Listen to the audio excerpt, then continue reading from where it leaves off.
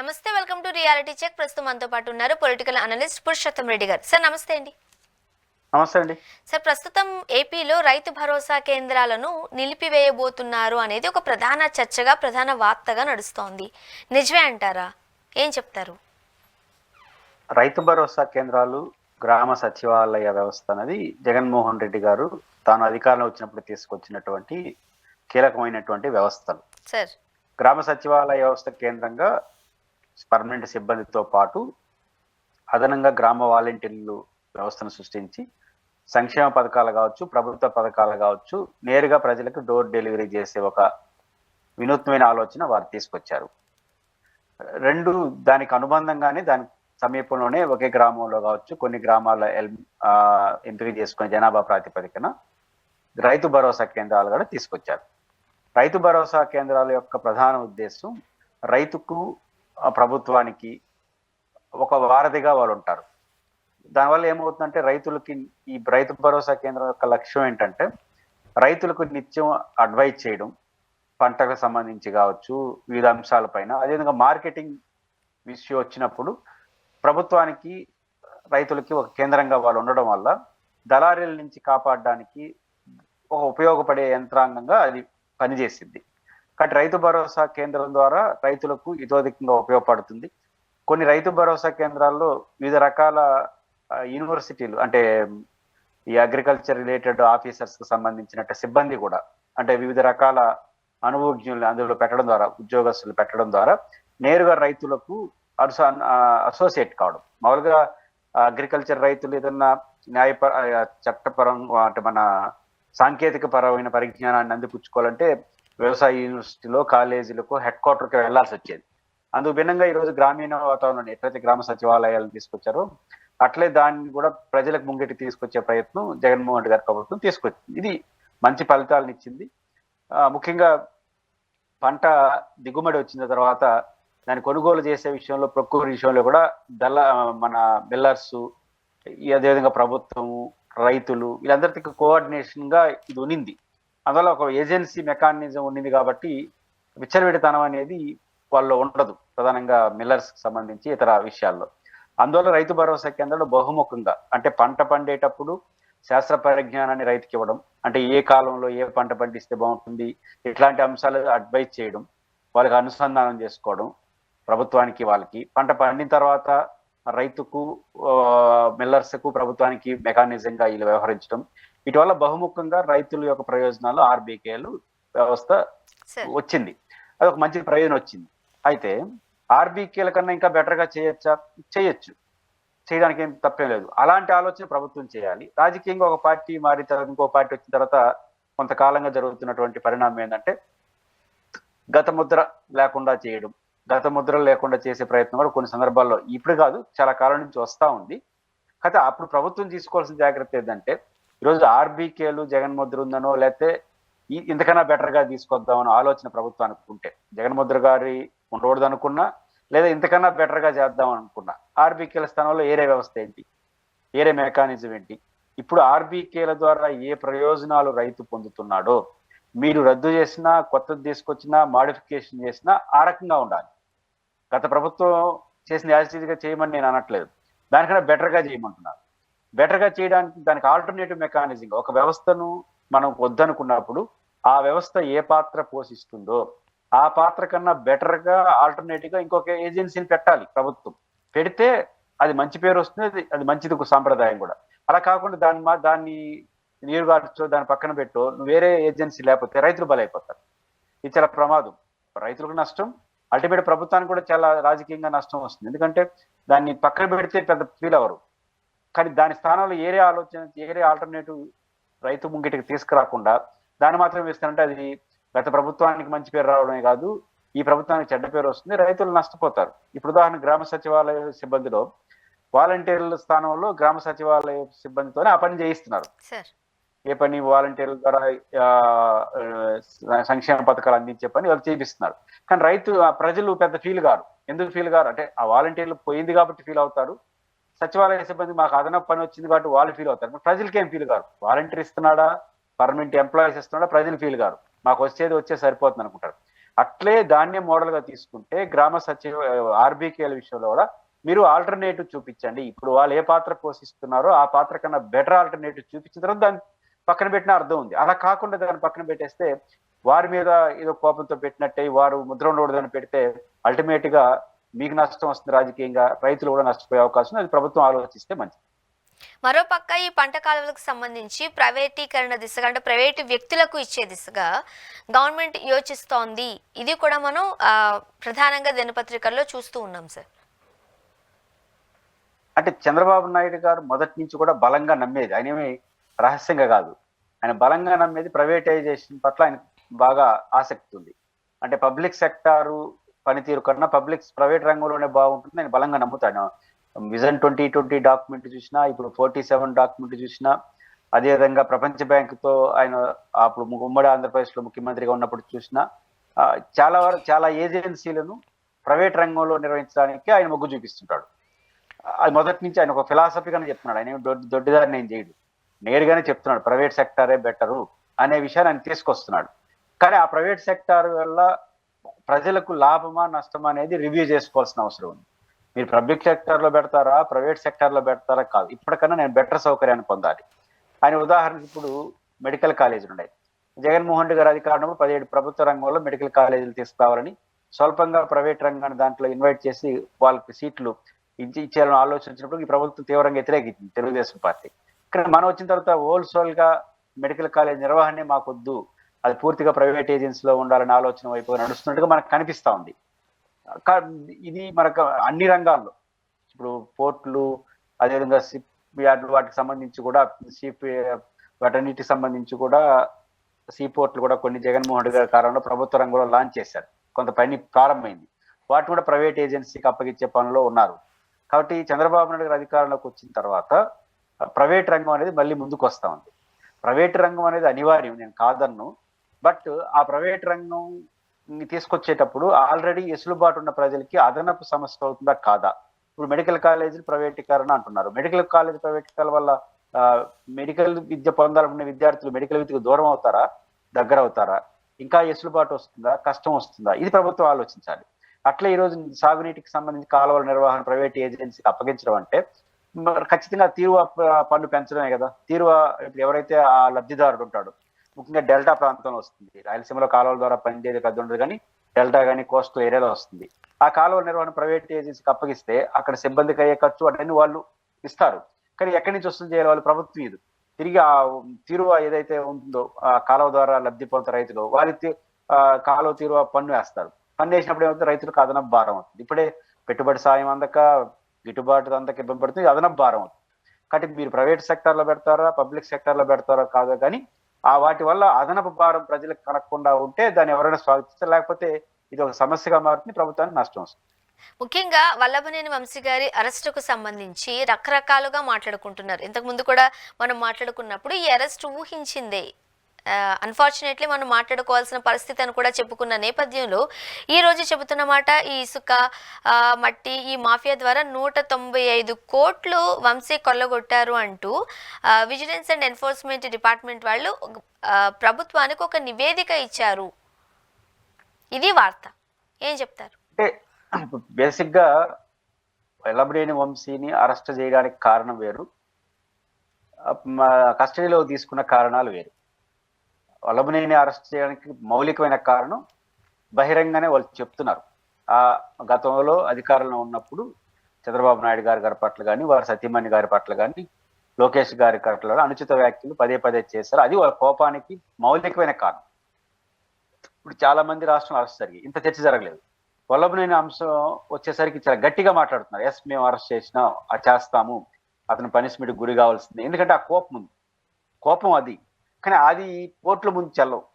చంద్రబాబు నాయుడు గారిని విమర్శించారు, మళ్ళా లోకేష్ గారిని విమర్శించారు అంటే ఏరే కేసు అవుతుంది, దాన్ని కూడా కోర్టులు తీసుకుంటాయి, ఏరే కేసు అవుతుంది. అంటే ఈ కేసు రాదు. కాబట్టి కోర్టులకు ముందు వచ్చినప్పుడు అవినీతి అన్ని చట్టంలో ఇరికిచ్చే కేసులే వస్తున్నాయి. కాబట్టి కేసులు వేరు, ఆ ఉద్దేశం వేరు. ఉద్దేశానికి కేసుల మధ్య ఉల్టా ఉంది. కానీ ఆయన పట్ల ప్రజల్లో కూడా అభిప్రాయం ఉంది కాబట్టి అరెస్ట్ని ఊహించుకున్నారు మనం ముందే అనుకున్నట్టు. ఇప్పుడు వారిపైన అవినీతి ఆరోపణలు చేయాలంటే ఫిక్స్ చేస్తున్నారు. అయితే విజిలెన్స్ రిపోర్ట్ ప్రభుత్వానికి ఇచ్చింది అంటున్నారు. ప్రభుత్వానికి ఇచ్చింది అనేది వార్త. కానీ ఇప్పుడు వాళ్ళు కేసులో ప్రొడ్యూస్ చేయాలి కదా, అది వేరే కేసు అవుతుందా ఒక అనుమానం. అంటే ఇప్పుడు కేసు ఏంటి, ఆయన అరెస్ట్ చేసింది ఒకటి ఆఫీస్ మీద దాడి, ఆఫీస్ మీద దాడి చేసినప్పుడు అక్కడ ఎస్సీ సంబంధించినటువంటి ఒక దళిత యువకుడు పైన కులం పేరుతో దూషించారని రెండో కేసు. ఇది ఎక్కువ కాలం ఉండదు, బహుశా చాలా స్వల్ప కాలంలోనే ఆయన బెయిల్ వచ్చే అవకాశాలు ఉంటాయి దీంట్లో, కిడ్నాప్ వాటిలో. కానీ ఇప్పుడు వెంటనే మళ్ళీ రెండో కేసు పెట్టడానికి ఇది ఏమైనా రెడీ అవుతుందా, ఏది ఈ ఇసుక వీటిలో కేసు రెడీ అవుతుందా అనేది ఇక్కడ అనుమానం. అంటే వల్లభనేని వంశీ పట్ల వాళ్ళు ప్రత్యేక కోపంతో ఉన్నారు అనేక కారణాలు రీత్యా. కాబట్టి మళ్ళీ ఫిక్స్ చేయడం, ఇంకొక కేసు ఏమైనా ఫిక్స్ చేసే ఆలోచన ఉందా? ఎక్కువ కాలం జైల్లో ఉండాలంటే ఇప్పుడు ఈ కేసులో రెండు నాన్ బెయిలబుల్ ఉంది. ఒకటి ప్రధానంగా SC ST case non bailable, అది కూడా ఎక్కువ కాలమే ఉండలేరు, కొంతకాలం వచ్చిన బెయిల్లో బయటకు వస్తారు. కానీ ఆ బయటకు వచ్చే దశలోనే ఈ విజిలెన్స్ రిపోర్ట్ ఆల్రెడీ ఇచ్చింది కాబట్టి ఈ కేసులోనే పెట్టుకుని ఇంకో కేసు పెట్టి చేస్తారా అనేది ఒక అనుమానం ఇక్కడ కలుగుతుంది. ఉదాహరణకు మన మాజీ ఎంపీ నందిగం సురేష్ కూడా చాలా ఎక్కువ కాలం పాటు జైల్లో ఉన్నాడు. అట్లేమైనా ఇన్ని కూడా ఎక్కువ కాలం పెట్టడానికి ఏమైనా వరుస కేసులు ఏమైనా రాబోతున్నాయా అనడానికి ఇది ఒక సిగ్నల్ గా చూడాలి. ఎదినప్పుడు కూడా వల్లభనేని వంశీ గారు కొంత ఎక్కువ కాలం జైల్లో ఉండే పరిస్థితి అయితే కనిపిస్తున్నాయి. ఓవరాల్ గా ఇదంతా రెడ్ బుక్ రాజ్యాంగం వల్లే జరుగుతుంది అని అంటున్నారు. మరోపక్క జగన్మోహన్ రెడ్డి గారు మీరు అరెస్టులు చేస్తారా చేయండి, మా టర్మ్ వస్తుంది, విడుదల రజనీ గారి మాటలు కూడా మనం చూసాము, ఖచ్చితంగా మిమ్మల్ని కూడా మేము నోట్ చేస్తున్నాము అన్నట్టుగా. అండ్ జగన్మోహన్ రెడ్డి గారు 2.0గా ముందుకు వస్తామంటున్నారు. ఎలా చూడాలంటారు? వల్లభనేని అరెస్ట్ కానీ తర్వాత కొడాలి నాని గారి జోలికి వెళ్తారా ఇట్లాంటి చర్చ నడుస్తుంది, ప్రజల్లో కూడా అది ఉంది. వాళ్ళు కూడా చాలా బహిరంగానే మిగతా విషయాల్లో చట్టం అవి మాట్లాడుతున్నా వల్లభనేని వంశీ గారు, కొడాలి నాని గారు ఇట్లాంటి కొంతమంది విషయంలో వాళ్ళ పేర్లు పెట్టి ప్రస్తావిస్తున్నారు, వాళ్ళు వదిలి పెట్టం అని మాట్లాడుతున్నారు. దాంట్లో వాళ్ళేమి దాచుకోవట్లేదు. కాకపోతే దీనికి రెడ్ బుక్ ఏది పేరు పెట్టినా ఖచ్చితంగా ఇది వాళ్ళని అరెస్ట్ చేయొద్దు అని మనం అనలేము. ఎందుకంటే వాళ్ళ కోపం ఉంది, కొన్ని పాయింట్స్ కనిపిస్తున్నాయి. వెల్ అండ్ గుడ్, మీరు చట్ట ప్రకారమే యాక్ట్ చేస్తే ప్రజలు కూడా హర్షిస్తారు. గతంలో వాళ్ళు తప్పు చేశారు కదా, వాళ్ళపైన చట్టం ఆధారంగా చేసుకుని కొంచెం ఎక్కువ పోయినారు అనుకోండి, పదే ఎక్కువ పోతే ఏమవుతుంది, అది మీకు చెడ్డ పేరు వస్తుంది. రేపు వాళ్ళ అధికారానికి వస్తే ఇంతకన్నా ఎక్కువ చేస్తారు. అప్పుడు ఇది కూడా యాక్సెప్టబుల్ అయిపోతుంది. అప్పుడు వాళ్ళు చేశారంటే ఇప్పుడు మిమ్మల్ని చేస్తున్నారు, ఇప్పుడు మిమ్మల్ని చేశారంటే వాళ్ళు రేపు చేస్తారు. ఇది డెమోక్రసీకి అంత మంచిది కాదు.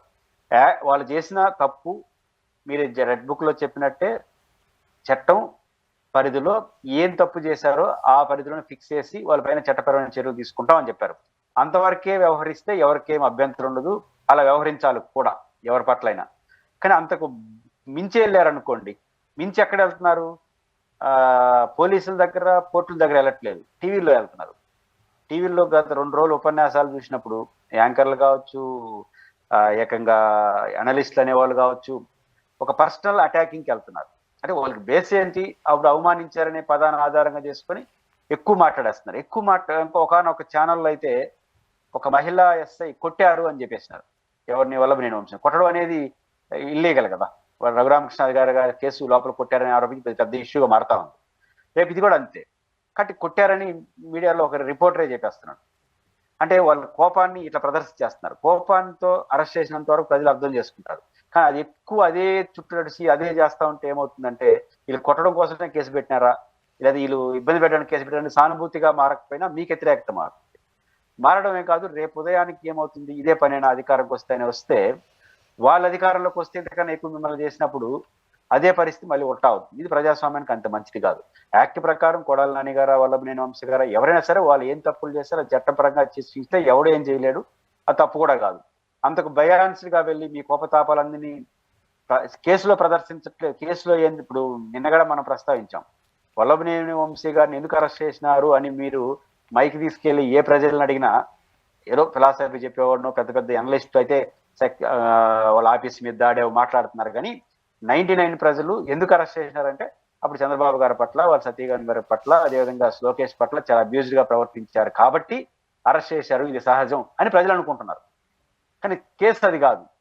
కానీ ఇది మీరు రోజు ఇట్లే మాట్లాడుతూ ఏదే విషయాల ముందుకు వచ్చింది అనుకోండి, ఎంత దూరం అని పోయి చివరికి ఏమవుతుంది, ఇది నెగిటివ్ అవుతుంది. ఆయనకి పాజిటివ్, ఆయన సానుభూతి వస్తుందో రాదో తెలియదు, కానీ మీకు నెగిటివ్ అవుతుంది, ఇది అవసరమా అని చెప్పి. ముఖ్యంగా ఈ మాటల వల్ల ఆ స్పోక్స్ పర్సన్ అనుకునే వాళ్ళు, మీడియా అనుకునే వాళ్ళు, మీకు అనుకూలం ఉండాలి, ఇచ్చలవిడిగా మాట్లాడడం వల్ల చర్య తీసుకుంటే పెద్ద ఇబ్బంది ఉండదు, మాట చాలా ప్రభావం పడిపోతుంది, రికార్డ్ అయిపోతుంది. కాబట్టి అది ఇప్పుడు కొన్ని మీడియా సంస్థలు చేస్తున్నటువంటి ఈ ఎక్కువ మాటలు అనేది ప్రభుత్వానికి అది చెడ్డ పేరు వస్తుంది. రేపు వాళ్ళకి అధికారంకి వచ్చిన తర్వాత మీ పైన చర్యలు తీసుకోవడానికి ఇది ఒక లైసెన్స్ గా మారుతుంది. ఇది వ్యవస్థకంత మంచిది కాదు. సరే, వాళ్ళు రిస్క్ తీసుకోవడానికి సిద్ధపడినప్పుడు మనం చేయగలిగింది ఏమి లేదు. సార్, మరోపక్క విజయసాయి రెడ్డి గారి ఇష్యూ మరలా తెర మీదకి వచ్చింది. ఓకే, వెళ్ళేటప్పుడు చాలా హుందాగా మర్యాదపూర్వకంగా వెళ్ళారు, కానీ జగన్మోహన్ రెడ్డి గారు ఒక మాట అనేసరికి వెంటనే ట్విట్టర్ ద్వారా ఆయన స్పందించేసరికి చెప్పిన మాట ఒకటి బట్ మనసులో ఉన్నది ఇంకొకటి అని ఒక భావన అయితే అందరికీ అర్థమైంది. ఆ నెక్స్ట్ డే షర్మిల గారిని కలవడం, ఇప్పుడు మరలా రెండోసారి కలిశారు, ఇది కూడా ఒక వార్తగా మనం చూస్తూ ఉన్నాం. ఎందుకు ఇన్నిసార్లు కలవాల్సి వస్తుంది, వెంటనే ఎందుకు కలవాల్సి వస్తుంది? అండ్ షర్మిల గారు చేసిన కమెంట్స్కి సంబంధించి విజయసాయి రెడ్డి గారు ఎక్కడా స్పందించలేదు. మీరు పదే అన్నారు, ఆ రోజు జగన్మోహన్ రెడ్డి గారు స్పందించినప్పుడు అది కాదు, అయితే షర్మిల గారు వ్యాఖ్యలకు సంబంధించి కూడా సాయిరెడ్డి గారు స్పందించాలి అని. బట్ ఇప్పటి వరకు ఆ స్పందన చూడలేదు మనం. విజయసాయి రెడ్డి గారు కలవడం ఆయన వ్యక్తిగతం, రాజకీయాల్లో కూడా లేడు కాబట్టి కలవచ్చు. కాకపోతే ఈ కేసుతో ముడిపడింది అంటే జగన్మోహన్ రెడ్డి గారు ఏదో షేర్లు బదలాయింపు చేరడం, తర్వాత ఆగిపోవడం, తర్వాత కేసు ఎన్సీఎల్టీ దగ్గర ఉండడం, వాయిదా పడడం, ఇవన్నీ జరుగుతున్నాయి కదా. ఈ నేపథ్యంలో ఆయన కలవడం వల్ల ఆయన సాక్షిగా అని చెప్పడం, ఆయన ఆర్థిక అంశాలు చూసిన వ్యక్తిగా ఉండడం వల్ల నేచురల్ గా దానికి కొంచెం ప్రయారిటీ వస్తుంది. కానీ విజయసాయి రెడ్డి గారి రెండో భేటీకి పెద్ద ప్రయారిటీ రావట్లా. ఇంకో 2-3 సార్లు కలిస్తే పట్టించుకోరు. పాయింట్ ఏంటంటే ఏదైనా విషయం ఉంటే రాజకీయాల్లో ఉంటే విజయసాయి రెడ్డి గారు ఏం మాట్లాడినా దానికి ఒక ప్రాధాన్యత వస్తుంది. రాజకీయాల నుంచి తప్పుకుంటున్న తర్వాత పెద్ద ప్రయారిటీ ఉండదు. వారిని కలవడం ద్వారా షర్మిల గారు అప్పుడప్పుడు బయటకు వచ్చి విజయసాయి రెడ్డి గారు ఇలా అన్నాడు నాతో అని చెప్పుకోవడానికి పనికి వస్తుంది. ఒకసారి చెప్పినా అది వార్త అయింది, రెండోసారి చెప్పినప్పుడు వార్త అవుతుంది, మూడోసారి పట్టించుకోరు, ఇంకేం పని లేదా అనుకుంటారు. కాబట్టి విజయసాయి రెడ్డి గారికి షర్మిల గారికి కలవడం అనేది పెద్ద అంశం కాదు. కలిసిన సందర్భంగా హుందాగా ఉండిపోతే ఇబ్బంది ఉండదు. కానీ పదే బయటకు వచ్చి ఆ రోజులో మాట్లాడితే మాత్రం చివరకు విజయసాయి రెడ్డి గారికి కూడా చెప్పిపోయింది ఒకటి, చేసేది ఒకటి అని ఆయనకే నష్టం వస్తుంది. షర్మిల గారికి కూడా పెద్ద ఉపయోగం ఉండదు. కలవడం తప్పు కాదు, వారి వ్యక్తిగతం. కానీ కలిసిన సందర్భంగా విపరీత వ్యాఖ్యలు బయటకు వచ్చి చేసినా లేదా దానికి వేరే అర్థాలు తీసి మాట్లాడినా చివరకు వారికే నష్టం వస్తుంది. ఇంకొక ఈ భేటీ మీరు అడిగారు, ఇంక మూడో భేటీ కానీ జరిగిందంటే మీరు అడగడం కూడా మానేస్తారు. కాబట్టి ఆ ప్రాధాన్యత అడిగి తీసుకుంటుంది. అండ్ ఈ నేపథ్యంలో ఇంకొక వార్త కూడా, విజయమ్మ గారికి మరలా వైసీపీలో ఒక పెద్ద పదవి ఇవ్వబోతున్నారు, అగ్రస్థానంలో కూర్చోబెట్టబోతున్నారు జగన్మోహన్ రెడ్డి గారు. ఎందుకంటే ఇప్పటికే ఇంట్లో చక్కదిద్దుకోలేని వ్యక్తి బయట ఏం చక్కదిద్దుతారులే, ఇంట్లో నుంచే చాలా ఒక నెగిటివ్ వస్తుంది జగన్మోహన్ రెడ్డి గారికి, కాబట్టి దాన్ని తుడిచివేసుకునే ప్రయత్నం చేయబోతున్నారు అంటూ ఒక వార్త. నిజమయ్యే అవకాశాలు ఉన్నాయా? నేను అనుకుంటుంది గతంలో ఇచ్చిన పదవి ఏంటి, ఆ పార్టీ గౌరవ అధ్యక్షురాలు. ఇప్పుడు అలా మహా అంటూ ఇస్తే మళ్ళీ అదే ఇస్తారు. నేను అనుకుంటుంది అది కూడా జరగకపోవచ్చు. కారణం ఏంటంటే విజయమ్మ గారు ఆ రోజు గౌరవాధ్యక్షులుగా ఎందుకున్నారు, పార్టీ పెట్టిన నేపథ్యంలో అధికారంకి వచ్చేంత వరకు ఆ కష్టం ఉన్నాయి కాబట్టి మధ్యలో డ్రాప్ అయితే కొన్ని చర్చలు వస్తాయి కాబట్టి ఆమె కంటిన్యూ అయినారు. కానీ ఇప్పుడు ఆమె ఆరోగ్య పరిమితులు కూడా ఉన్నాయి, ఆమె తిరిగి చేసే పరిస్థితులు లేదు. ఆ రోజు విజయమ్మ గారు కావచ్చు, షర్మిల గారు కావచ్చు, భారతి గారు కావచ్చు, జగన్ గారు కావచ్చు, వారి స్థాయిలో యాక్టివ్గా ఎందుకున్నారంటే పార్టీ పెట్టారు, తర్వాత 5 ఏళ్ళు కష్టపడ్డారు, తర్వాత ఫైట్ చేశారు, ఓడిపోయారు, ప్రతిపక్షంలోకి వచ్చారు, మరి 2019 ఎన్నికల్లో అధికారంకి వచ్చేసారు. అధికారంకి వచ్చేయడంతో రాజకీయంగా పొలిటికల్ గా స్థిరపడిపోయారు.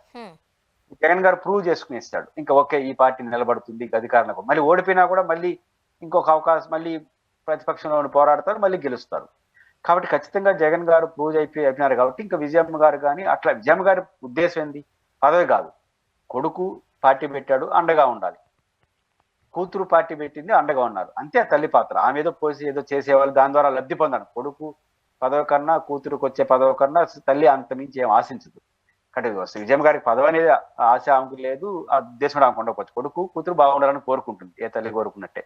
కాబట్టి కొడుకు సెటిల్ అయ్యాడు రాజకీయాల్లో, తనంటే తను ప్రూవ్ చేసుకున్నాడు. ఇంకా తల్లిగా వచ్చి ఆశీర్వదించే, ఇప్పుడు పండగకో పబ్బానికి వచ్చి ఆశీర్వదించడం తప్ప అంతకుమించి ఆమె పెద్ద పాత్ర పోషించాల్సిన అవసరం కూడా ఈరోజు వైసీపీకి లేదు. జగన్ గారు ఈజ్ ప్రూవ్డ్ లీడర్, అంటే ఇబ్బంది లేదు. అయితే విజయమ్మ గారు రెండోది ఆరోగ్య పరిమితులు కూడా ఆమెకు వచ్చేసాయి.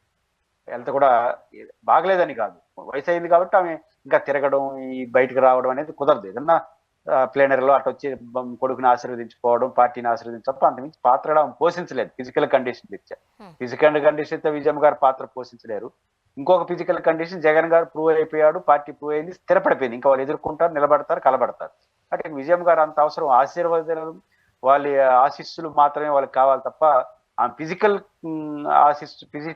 పొజిషన్ అనేది ఇంకా అవసరం లేదు. ఆమె కూడా పరిమితులు ఉన్నాయి.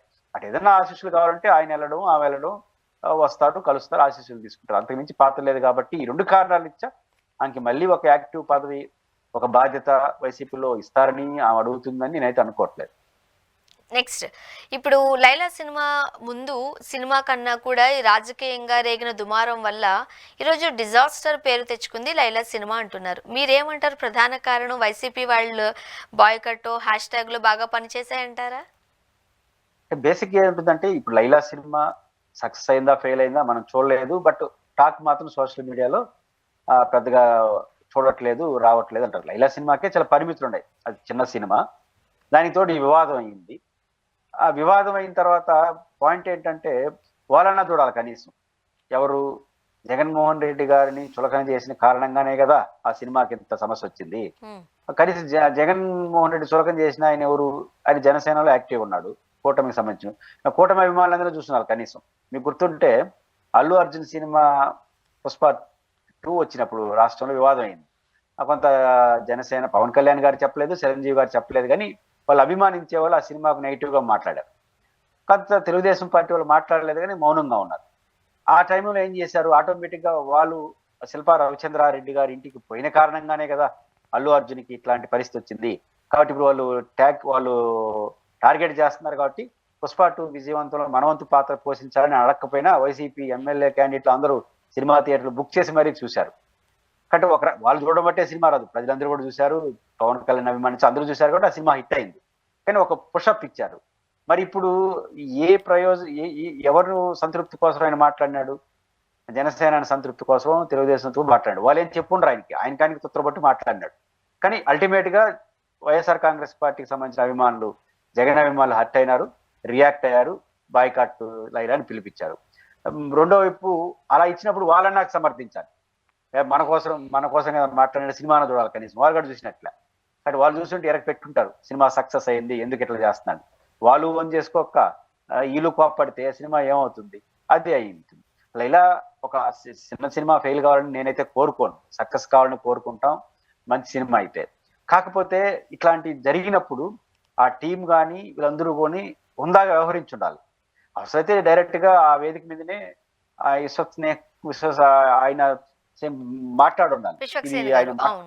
మాట్లాడుండాలి, తప్పు అని చెప్పుండాలి. ఓకే, నాకు స్టేజ్ తెలియదు, రాత్రి ఇంటికి పోయి తెల్లారుజామున ఇంటికాడ నుంచే ట్విట్టర్ లో ఎక్స్ లో స్పందించాలి. ఇట్లా ఆయన తిన్నాడు, నేను ఇంటికి వచ్చాను తెలియదు, ఏమనుకోవద్దండి, మీరు చూడండి, ఇంకోసారి అట్లాంటి జరగకుండా చేస్తుండాలి. ఎంచోక మమ్మల్ని టార్గెట్ చేయద్దు మాటల లాభమే ఉంది. 2 తర్వాత అతను హాస్పిటల్ జాయిన్ అయ్యాడు. గుమ్మనున్నాడు హాస్పిటల్లో, వాళ్ళ సంగతి తెలుసు మళ్ళీ మాట్లాడినాడు. నాకు ఫోన్లు చేయడం, ఆయన బెదిరించడం కూడా తప్పే. వాళ్ళు ఎవరైనా అభ్యంతరకర వాళ్ళ మీద కేసులు పెట్టుకోవచ్చు. కానీ ఆ సందర్భంగా మళ్ళీ కూడా వాడి సంగతి తెలుస్తాను, ఏం భయమా గీమని మళ్ళీ మాట్లాడటం. మళ్ళీ మొన్న తాఫీగా ఎవరైనా నొచ్చుకొని ఉంటే మేము ఉద్దేశపూర్వకంగా లేదు, మాకు ఎటకారం అలవాటు, వివరణ కూడా దరిద్రంగా ఉంది, మళ్ళీ వివరణ కొన్నా ఉంటే బాగుండేది. కాబట్టి ఆ పృథ్వీ ఖాతాలో 2వది పడింది. ఇప్పుడు నిజానికి మొదటిది రామ్ చరణ్ సినిమా కూడా ఇట్లాంటి, అదే రామ్ చరణ్ సినిమా వీళ్ళు చూడలేదని పాయింట్ కాదు, ఎవరు కూడా అసహనాన్ని ఎవరు యాక్సెప్ట్ చేయరు. అదే పరిస్థితి వస్తా ఉంది. అసహనంతో కూడుకున్న మీకున్న పర్సనల్ అజెండా తీసుకొచ్చి పెడుతున్నారు. ఇది దురదృష్టవశాత్తు ఈ సందర్భంగా చిరంజీవి గారు లాంటి వాళ్ళు మంచి పాత్ర పోషిస్తే ఆయన వివాదాస్పద పాత్ర పోషిస్తున్నాడు.